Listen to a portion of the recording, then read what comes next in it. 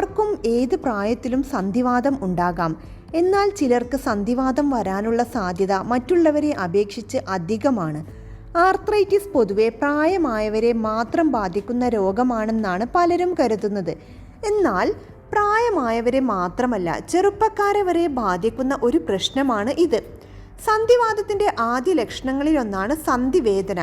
ഇത് സാധാരണയായി ഒരു നേരിയ രീതിയിലോ ഇടയ്ക്കിടയ്ക്ക് മാത്രമായോ ഉണ്ടാകുന്നു.